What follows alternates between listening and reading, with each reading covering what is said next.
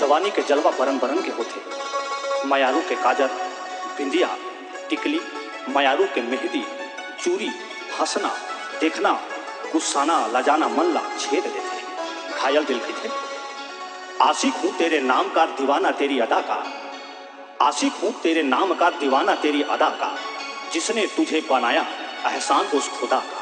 कत्ल करना ही था तो साफ कह देते, अरे कत्ल करना ही था तो साफ कह देते, क्या जरूरत थी मुस्कुराने की। दिल कहते हाथ में मेहंदी रचा ले,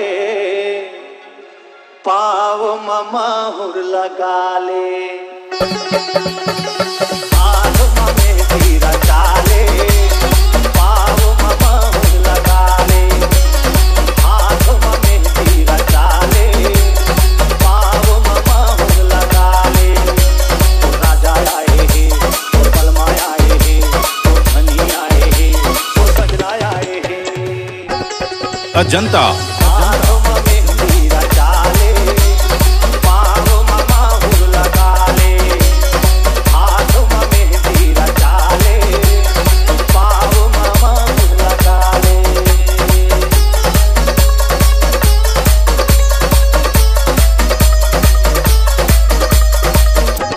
शौर्य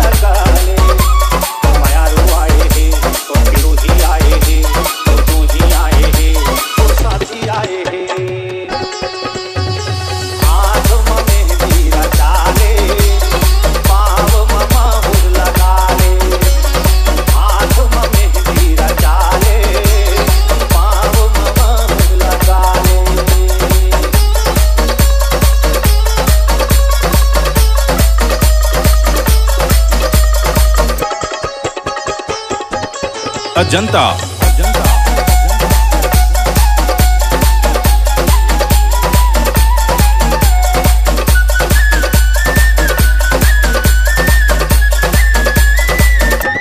शौर्य।